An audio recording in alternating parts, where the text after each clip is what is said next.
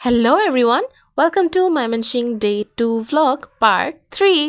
Okay so ছোট মামার বাসায় খাওয়া দাওয়ার পর্ব শেষ করে আমি আমার কাজিন আর আমার বড় মামি বের হয়ে গিয়েছি ময়মনসিংহ ঘোরার উদ্দেশ্যে।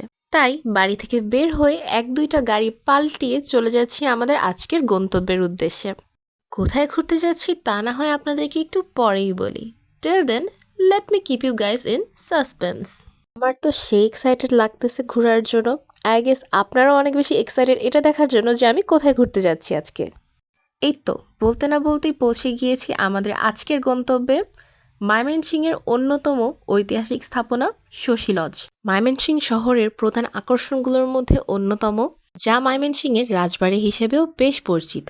বর্তমানে এটি একটি দর্শনীয় স্থান হওয়ায় টিকিট কেনার প্রয়োজন ছিল, তাই আমরা তিনজন জনপ্রতি 30 টাকা করে টিকিট কিনে নিলাম। আসুন আজকে আপনারা আমার সাথে ময়মনসিংহের এই বিখ্যাত দর্শনীয় স্থান শশী লজের ইতিহাসটা নতুন করে জেনে নিন। ব্রিটিশ আমলে মহারাজা সূর্যকান্ত আচার্য এই শশী লজ নির্মাণ করেন। একসময় এটি ছিল জমিদারদের জন্য রয়্যাল গেস্ট হাউস। লজের ভিতরে ঢুকতে না ঢুকতেই প্রথমে চোখে পড়ল দেয়ালে থাকা বাংলাদেশের কিছু বিখ্যাত স্থাপনার চিত্র বা ছবি, স্পেশালি ময়মনসিংহের বিখ্যাত কিছু স্থাপনার ছবি, যার মধ্যে ছিল বেশ কিছু প্রাসাদ, জমিদার বাড়ি, মন্দির, মসজিদ, বিদ্যালয় সহ অনেক অনেক স্থাপনা। এতগুলো সুন্দর এবং বিখ্যাত স্থাপনা হয়তো আমি আমার এই ময়মনসিংহ ট্রিপে শেষ করে কুলাতে পারতাম না, কিন্তু এতগুলো সুন্দর সুন্দর এবং বিখ্যাত স্থাপনা যে ময়মনসিংহে আছে এটা জেনে আমার বেশ ভালো লাগছিল। এই তো হাঁটতে হাঁটতে চলে এলাম শশী লজের পিছনের দিকটায়। বেশ বড় একটা জায়গা, কোথায় শুরু কোথায় শেষ, কোথায় কোন দিক কিছুই বুঝতে পারছিলাম না, কিন্তু পুরো জায়গাটা এভাবে হেঁটে হেঁটে ঘুরে ঘুরে দেখতে বেশ ভালোই লাগছিল। ইউরোপীয় স্থাপত্য আর দেশীয় নকশার মেলবন্ধনে তৈরি এই লজ যেন অতীত আর বর্তমানের মাঝে এক সেতুবন্ধন। At last, the only thing I can say is that Shoshi Lodge is not just a place, it's history, it's heritage, it's Mymensingh. Shashi লজে ঘোরাঘুরি ছবি তোলার পর্ব শেষ করে আমরা তিনজন বের হয়ে পড়লাম নতুন এক গন্তব্যের উদ্দেশ্যে। এই তো পৌঁছে গিয়েছি ময়মনসিংহ নয়, বাংলাদেশের অন্যতম একটি সুপরিচিত এবং ঐতিহ্যবাহী একটি শিক্ষা প্রতিষ্ঠান আনন্দমোহন কলেজ ও বিশ্ববিদ্যালয়ে। 1883 সালে প্রতিষ্ঠিত এই কলেজ যুগ যুগ ধরে গড়ে তুলেছে অসংখ্য মেধাবী মানুষ, যারা বর্তমানে ময়মনসিংহ তথা বাংলাদেশের গর্ব হয়ে দাঁড়িয়েছে। It is also considered as South Asia's one of the oldest educational site. বিখ্যাত শিক্ষাবিদ আনন্দমোহন বোসের দ্বারা এই আনন্দমোহন কলেজের যাত্রা শুরু হয় স্কুল দিয়ে, যা বর্তমানে national university Bangladesh Mymensingh educational বোর্ডের অন্তর্গত। এক এক বিল্ডিংয়ে ছিল এক এক ডিপার্টমেন্ট, খুবই বিশাল একটা ক্যাম্পাস।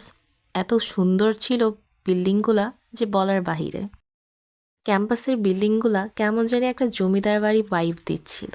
এই তো আপনাদের সাথে পক পক করতে করতে আমার কাজিনের ডিপার্টমেন্টের সামনে চলে আসলাম। সরি, আপনাদেরকে তো বলতেই ভুলে গেছি যে আমার কাজিন আনন্দমোহন কলেজেরই একটা স্টুডেন্ট। তাই সেই সুবাদে আজকে আমার কাজিন আমাকে নিয়ে এসেছে তার ইউনিভার্সিটি ঘোরানোর জন্য। যাক, আমার জন্য তো ভালোই হইল। ময়মনসিংহের বিভিন্ন পপুলার প্লেস ঘুরতে এসে ময়মনসিংহের one of the most popular Ananda Mohan কলেজে ঘোরা হয়ে গেল সেই সুবাদে আমার। আনন্দমোহনে আজকের মতো ঘোরাঘুরির পর্ব শেষ করে চলে যাচ্ছি এখন আমাদের আজকের তৃতীয় গন্তব্যে, which is you'll know it soon. Till then, bye bye guys. এই তো অবশেষে চলে আসলাম আজকের মতো আমাদের শেষ এবং তৃতীয় গন্তব্যে, which is the Zainul Abedin park. শিল্প আর প্রকৃতির মিলনস্থল জয়নুল আবেদিন পার্ক। মূলত বাংলার শিল্পাচার্য জয়নুল আবেদিনের নামে নামকরণ করা হয় এই পার্কটি ময়মনসিংহের সাংস্কৃতিক আত্মার প্রতিচ্ছবি। তারপর এই তো পার্কটার সৌন্দর্য হাঁটতে হাঁটতে একটু দেখে নিচ্ছিলাম। অনেক দিন পর আজকে অনেকটা পথ হেঁটেছি, তাই রাত্রেবেলা যে পায়ের অবস্থা কাহিল হবে এটা জানার বাকি ছিল না, কিন্তু কেন জানি আজকে হাঁটতে বেশ ভাল লাগছিল। হয়তো নতুন নতুন জায়গা উপভোগ করছিলাম, ঘুরে ঘুরে দেখছিলাম, এই জন্য হয়তো কৌতূহলীবশত একটু ভালোই লাগছিল হাঁটতে। তারপর এই তো হাঁটতে হাঁটতে ফাইনালি টায়ার্ড হয়ে যাওয়ায় আমাদের মনে হলো একটু রেস্ট নিয়ে কিছু খাওয়া দাওয়া করা উচিত, কি খাওয়া দাওয়া, ওখানে বেশ হরেক রকমের দোকান ছিল, স্ট্রিট ফুডের দোকান আরও অনেক কিছু ছিল, বাট আমাদের চোখ আটকে যায় ভর্তার দোকানটায়। তারপর এই তো বেশি দেরি না করে নিয়ে নিলাম হরেক পদের কিছু ভর্তা, যেমন পেয়ারা মাখা, আমড়া মাখা আর পাঁচমিশালি ভর্তা। ভর্তাগুলোর টেস্ট সেই মজা ছিল। আমার লাইফে লিটারেলি খাওয়া বেস্ট বেস্ট বেস্ট ভর্তা ছিল এই কয়েকটা। এত মজার ছিল কাসুন্দিটা লিটারেলি, আর এত মজা করে মাখিয়েছিল উনি যে বলার বাহিরে। তারপর এই তো বেশি লোভ সহ্য করতে না পেরে নিয়ে নিলাম সাথে চালতা মাখা। Now here I present to you another beautiful attraction of Mymensingh, which is the Brahmaputra নদ। ময়মনসিংহ জেলার পাশ দিয়ে বয়ে গিয়েছে এই ব্রহ্মপুত্র নদ, যা আসলে পুরাতন ব্রহ্মপুত্র। 1787 সালের ভূমিকম্পের পর এর মূল প্রবাহ যমুনা নামে পরিচিত হয়ে গিয়েছে, আর ময়মনসিংহের পাশ দিয়ে যে ধারাটি বয়ে গিয়েছে সেটিই বর্তমানে পুরাতন ব্রহ্মপুত্র নদ নামে পরিচিত। তারপর ভাবলাম কোথাও না হয়ে বসে এই সুন্দর পুরাতন ব্রহ্মপুত্র নদের চিত্র উপভোগ করতে করতে এক কাপ গরম গরম চা খাওয়া যাক এই শীতের বেলায়। তারপর যেইভাবে সেই কাজ, এক কাপ চা নিয়ে একটা খালি বেঞ্চে বসে পড়লাম আমরা তিনজন এই সুন্দর প্রাকৃতিক চিত্র উপভোগ করার জন্য। আজীবন এই ব্রহ্মপুত্র নদের কথা শুধুমাত্র বইয়ের পাতাই পড়ে এসেছি, আজ নিজ চোখে এই সুন্দর ব্রহ্মপুত্র নদের অপরূপ দৃশ্য উপভোগ করতে পেরে নিজেকে কেন জানি বেশ ধন্য মনে হচ্ছিল। আসলে সত্যি বলতে জীবনের এত ব্যস্ততম সময়ের মধ্যে কখনো যে নিজের হোম টাউন ময়মনসিংহ ঘুরে দেখতে পারবো এটা কখনোই ভাবিনি। তারপর এই তো ব্রহ্মপুত্র নদটা আরও সুন্দরভাবে ঘুরে দেখার জন্য একটা নৌকা ভাড়া করে নিলাম আমরা। মাত্র আধা ঘন্টার জন্য আমরা এই নৌকাটি ভাড়া করেছিলাম।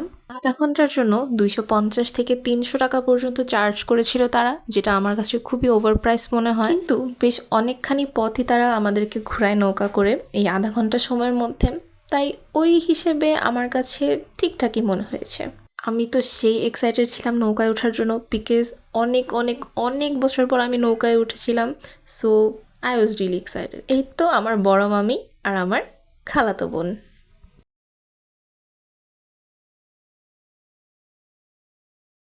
আমরা নৌকায় উঠেছিলাম প্রায় ভালোই দেরি করে।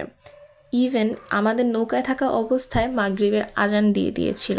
So at that time the scenery was really mesmerising, as you guys can C.